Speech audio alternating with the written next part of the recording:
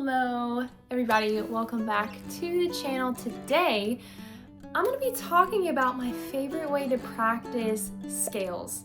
As many of you know, it's so important to have basic technique down, to be practicing your scales and arpeggios, to be able to move up and down the neck easily at different speeds. You want to know these like the back of your hand. That way when you are in the midst of a tune or a song or a solo, you can pull them out. They're very comfortable. Your hand just knows where to go and you don't really have to think about it too much because you've implemented that time of practicing the scales.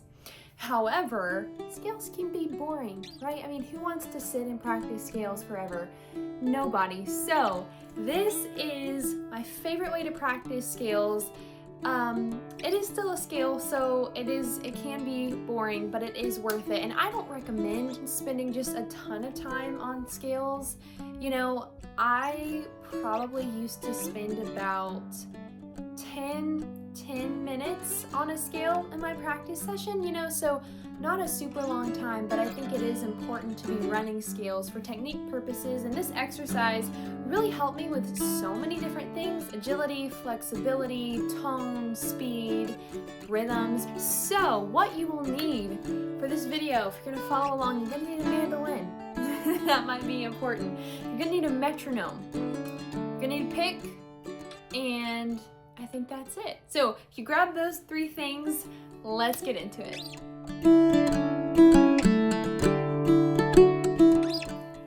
Alrighty, so if you guys don't mind, before we go any further, don't forget to hit that like button down below. That really does help me out and help my videos reach more people. This is not a video on how to play scales or the formula that we use to make major scales, so I'm not gonna go into all that.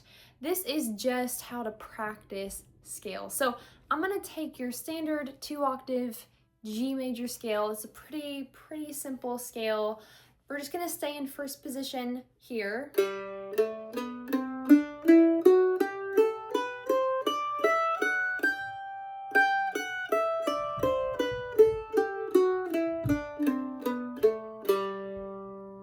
Standard 2-octave G major scale, super simple. So basically what this exercise is we're starting at a certain speed and we're gonna continually go through different speeds until we get pretty fast.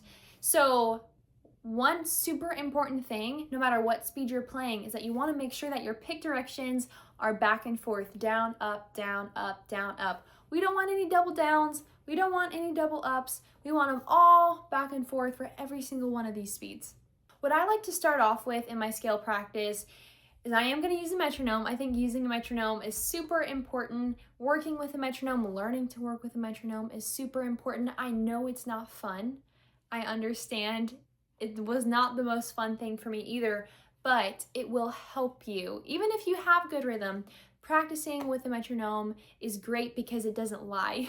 It is not going to change. So if there are areas where you're speeding up, where you're slowing down, that's gonna come to light and you're gonna be able to fix it. If you ever wanna play with other people, if you ever want to record, being able to play at a steady tempo consistently is gonna be super important. All of your favorite musicians, I'm sure that they have practiced with the metronome at one point or another. Don't skip it. What we're gonna do is we're gonna set our metronomes at 60 beats per minute. And we're gonna play what I call the quarter note speed, which means that every single note of the scale is gonna be played with the click of the metronome. So every single note you're playing is gonna line up with the click. Super simple.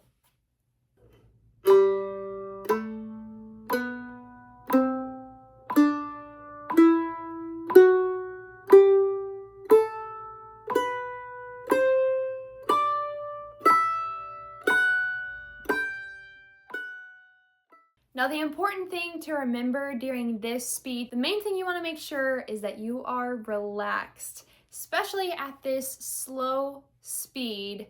That is the main thing that I'm really focusing on. Are my shoulders relaxed? Is my pick relaxed? Is my face relaxed? All of these different things are super important to be intentional about practicing.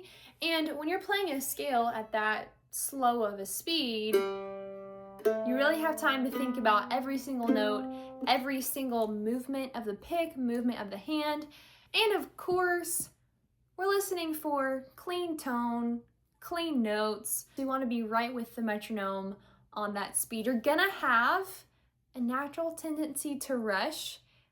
Maybe not everybody, but I would say the majority of people are gonna have a tendency to rush. And so that's the other reason why I like to start out at this slow speed. I know it's slow, but it forces you to be in control. You always want to be in control of what you're playing. Okay, so that's our warm up. Now we're gonna go to the eighth note speed, which is where we are going to play 2 notes for each click of the metronome. So you're gonna subdivide the beat into 2 equal parts, and we're gonna count that as 1 and 2 and 3 and 4 and 1 and 2 and 3 and 4 and.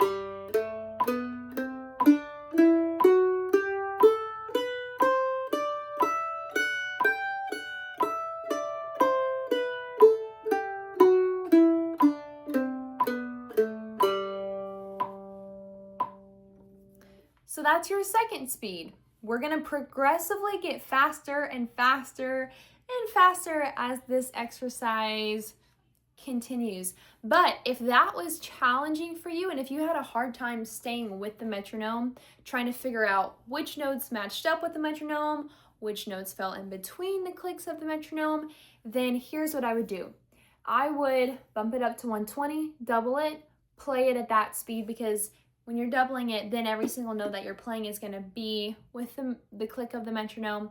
Once you're comfortable with that, then back it back down to 60, try it again. Hopefully that'll help give you a feel for what that speed sounds like. The next speed I like to do is triplets. Now, triplets can be tricky, and they're tricky for a couple of reasons. One, because the beat is not divided evenly. It's divided into 3. And the easiest way to count this out, at least for me, has always just been triplet, triplet, triplet, triplet. The other hard thing about this is that your picking is going to be alternating. So down, up, down, up, down, up, down, up, down, up, down, up. So when on that first beat, your downstroke is going to be with the metronome, down, up, down. But then the second beat, up, down, up, or the second click of the metronome is going to be lining up with your upstroke. So this is a really great speed to work on being in control of your picking, and then just the coordination between the hands. And we end up playing triplets all the time in songs. So this speed is super practical, super useful. You're going to end up using scales and triplets all of the time. So here we go.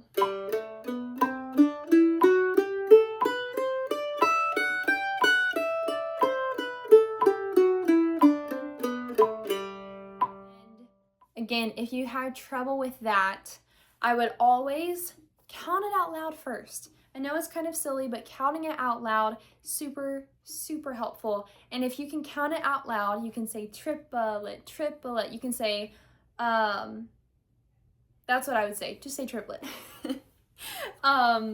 Then after you've counted it out loud, if you're comfortable with that, if you can stay with the metronome, the second thing that you can do is just do open strings. So what I mean by that is if you got your metronome, you've counted it out loud, right? Triplet, triplet, triplet. Then what you're gonna do is we'll just take our open G string, first note of the scale, triplet, triplet, triplet, triplet, and just say it out loud while doing that same rhythm on the open string. And that's gonna really help your pick get used to that rhythm, and it's gonna help you stay on track with the metronome. Once you can do that comfortably, I can't say that word. Once you can do that, then you can go ahead and try both hands at the same time.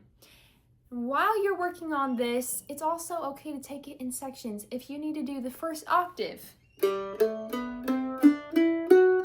you need to do that much with the metronome, that's fine. And then do the second octave. And then put them together.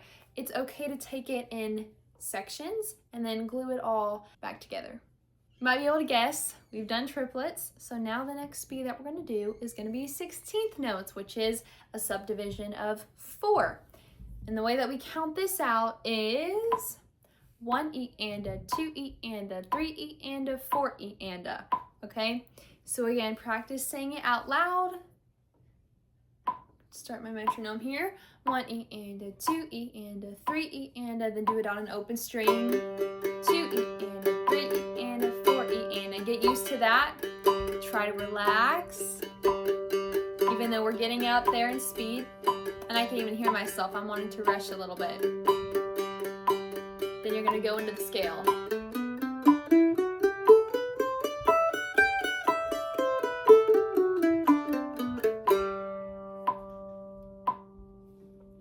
So there's your 16th note speed.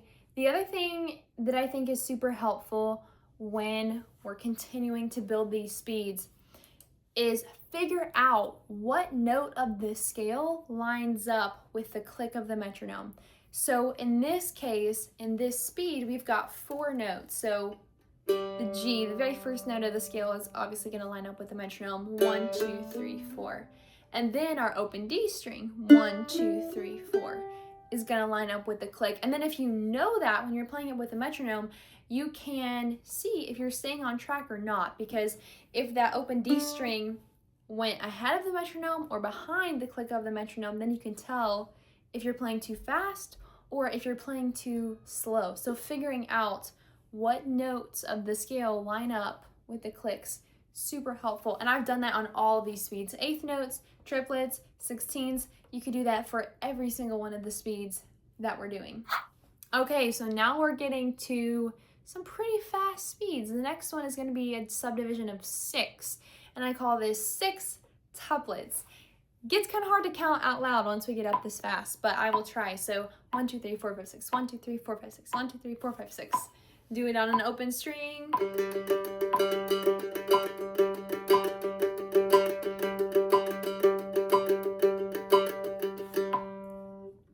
So this one's basically just the triplet, but twice as fast. So you've got that down, down, up kind of thing also.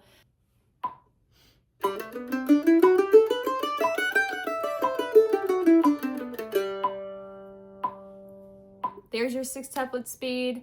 Trying to be as relaxed as you possibly can, as always. And now we're on to the very last speed, which is 32nd notes, which is a subdivision of 8 in a click. And as you can see, we've kept our metronomes at 60 the whole entire time. And of course, you know, if you're struggling to get the sextuplets at 60, then slow it down to 55 or 50. Slow it down to whatever you need to in order to do that speed, and then you can always speed it back up to 60. But the goal is to be able to play all of these rhythms at 60 without having to slow it down or speed it up. So 32nd, I'm not even going to try to count that out loud. I don't think I can do that. So I'm just gonna open string it.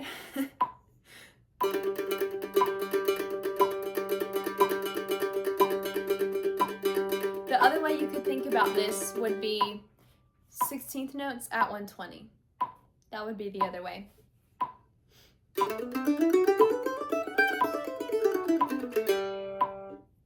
There is 32nd note speed.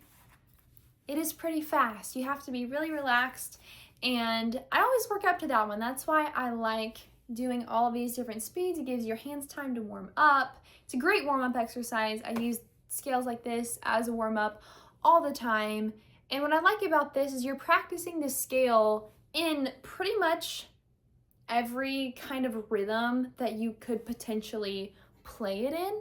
And of course, you can do this exercise really on any scale. It doesn't have to be G. G and D are probably going to be the simplest to start out with. So I would recommend starting with one of those. Hopefully this was helpful. Maybe you found this interesting. And I'm sure there's many other ways that people practice scales. I don't just practice scales like this. There are other ways, but this is my go-to, my number one. This is what my teacher had me doing from the moment I pretty much began playing mandolin. I was always practicing the scale using this method for as long as I can remember playing the instrument, and I think it has served me very well. So as always, thank you guys so much for watching. Leave a comment if you have any questions, and I will see you guys in my next video.